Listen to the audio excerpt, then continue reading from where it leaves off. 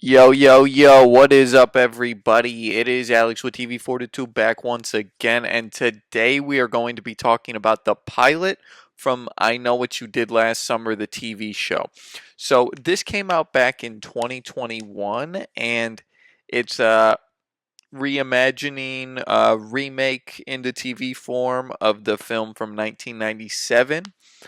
The film from 1997 has one sequel and another one. It's an interesting film. I reviewed the original. I got a review for the second one I'm currently working on. I believe it'll go up before this one. And the third one, I'll always know what you did last summer. Maybe. I'm having a hard time finishing that one. I'm going to be quite honest. I'm having a hard time finishing the movie, not the review. I'm sure the review will be very straightforward. Anyways, on to talking about the pilot of this TV show. I decided to cover the pilot first and not just the whole show at once because this is a very strong pilot.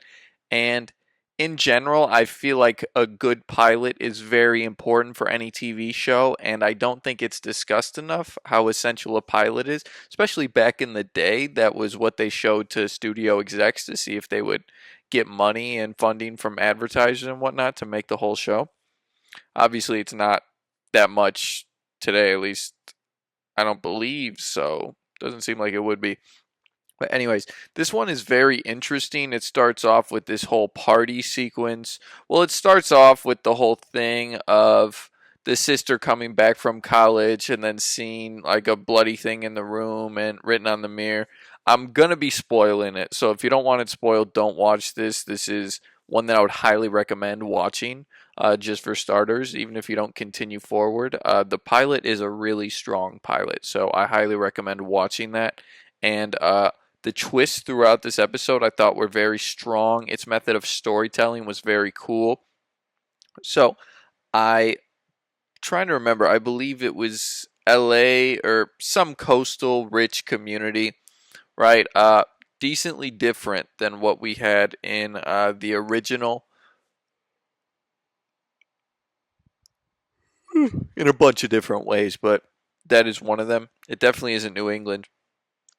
So, a lot of this first episode is set at this party, this massive house party.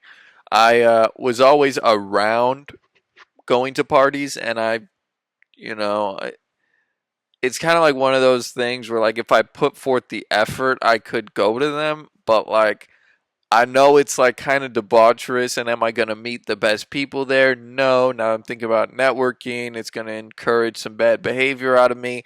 But watching this, I was like, damn, man, I want to go party. I want to go party. And I was on set once where, like, I was an extra and it was like a party scene.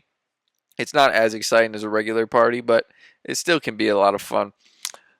But yeah, so it was really cool. There was all sorts of drugs going all over the place. And this was like people graduating high school, so they was wildin', dog. They was wildin'.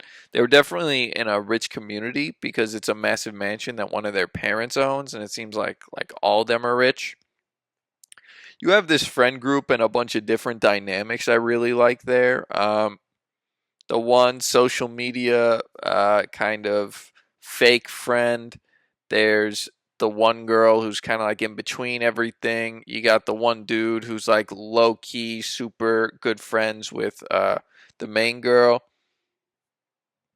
And then you have the guy who she really likes that her sister slept with to get back at her. We can talk about that sister dynamic. The one sister is really cruel to the other one. One's like a really good girl, and one's like a super like sleeps with everyone, does a lot of drugs, yada yada yada. Her sister calls her a sociopath. The other sister tells her that she has no fun. I think that matches up pretty well. There's a lot of messed up stuff between them that's slowly revealed throughout the episode about, you know, the fact that she went and slept with the guy she liked because she said that she's a terrible person. And then the mean sister tells her that their mother never loved her and the mother committed suicide a few years earlier. Like, there's a lot of messed up stuff going on between them in this episode. And it turns out when they're driving home, they're doing all sorts of drugs in this car, man. All sorts of drugs. From K to Coke to drinking like crazy. And then they run over someone, and it turns out it's the good sister. It's the goody two shoes sister, and they like don't know what to do about it.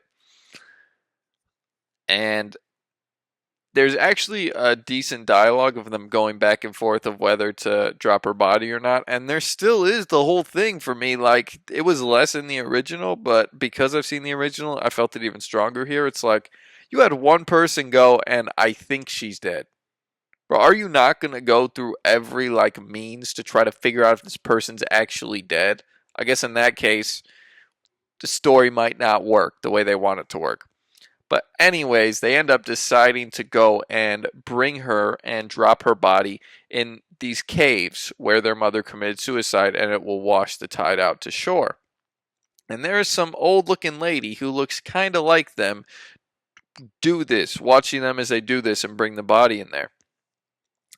And then at the end of the episode, anyway, I think that lady watching them might be the mom. That's like low key my prediction.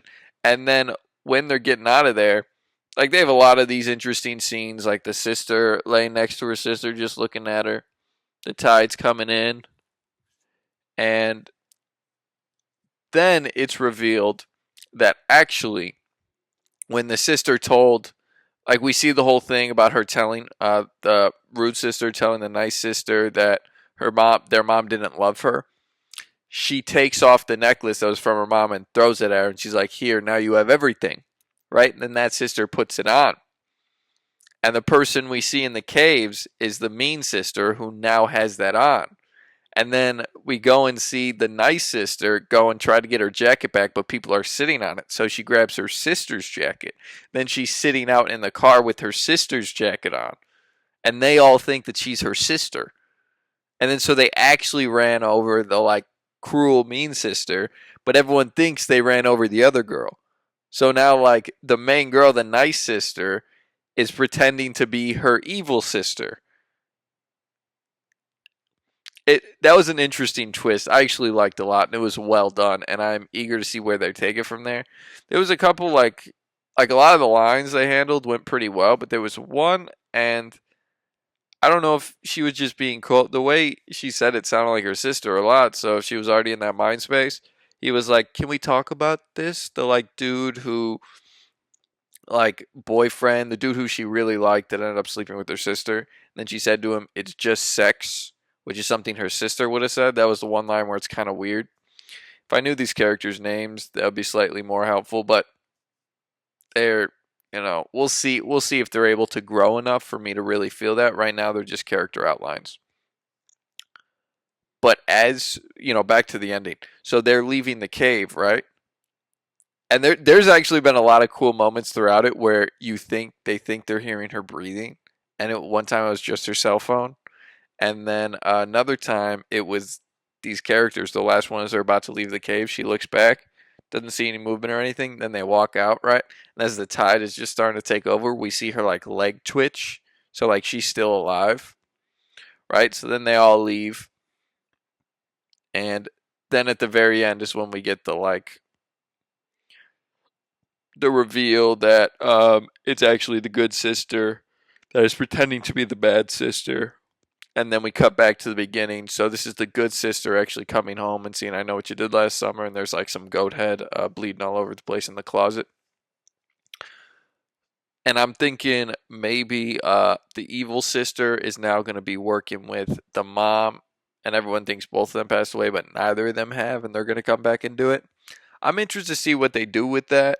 I thought the setting was really strong. The party setting was really, it was high key awesome. The casting was really good. I thought all the actors did a good job. Every once in a while, some of the dialogue was a little bit off. Like, "Oh, we haven't seen you in a year. Oh, since your mother died." And like, it's a lot of these on the nose things that I think some other films do better. Uh, yeah, but in general, yeah, the location was great. The casting was great. I liked the subtle twist they did on the original story because you're knowing what to expect. But then they made it a character they do know. And then they did the whole thing of like, oh, it's actually this other person. and they showed you from the start that someone was watching them. So there was some cool added things they did with this that I liked a lot. Also, they really showed the whole partying aspect a lot harder. And I found that kind of interesting. It definitely appealed to a younger demographic. I mean, they even had these kids doing K, which was kind of surprising.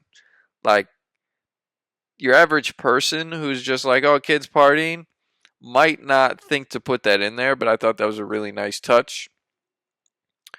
And overall, I am excited to see more. It definitely captured my attention. As a pilot, I say it's a really strong pilot because it captured my attention, because it has a lot of those entertaining aspects, because you can tell they went kind of big with the budget. There's so many extras. I would have loved to have been on set during this one. Not the guy who was peeing in the pool. That was very weird. I would have never agreed to do that in my entire life. But yeah, that's the only bit of nudity in this whole episode is a guy peeing in the pool. It I I don't know what to say about that one.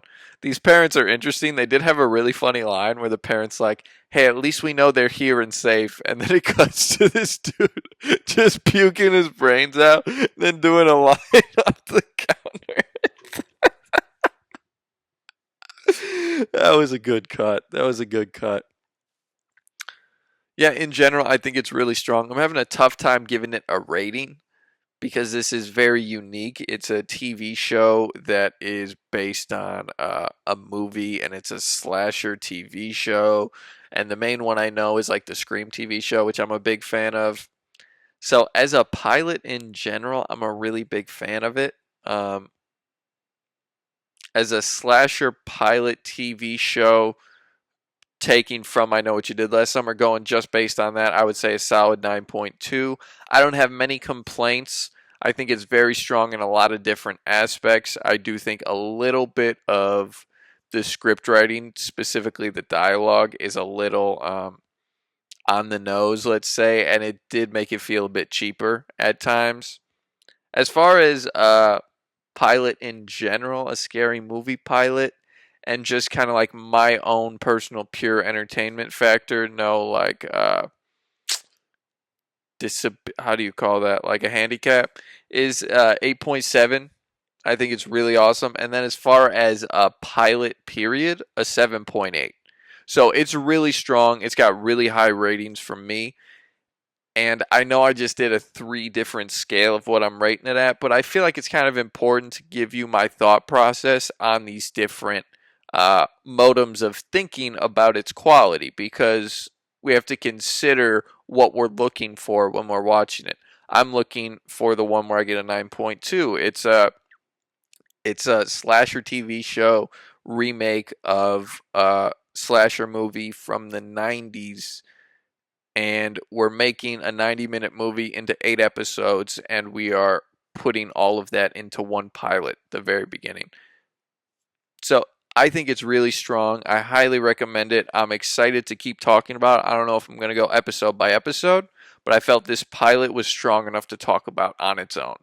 So thank you so much for tuning in. I highly recommend it, and please let me know your thoughts down below. Please don't spoil anything for me or anyone else in these comments. Definitely go and watch it, even if I've had it spoiled for you, but you probably shouldn't have watched this far if you haven't watched it. But thank you all so much. I appreciate y'all stopping in, and yeah, until next time, it's been real as always. It's going to be Alex with TV Fortitude signing off.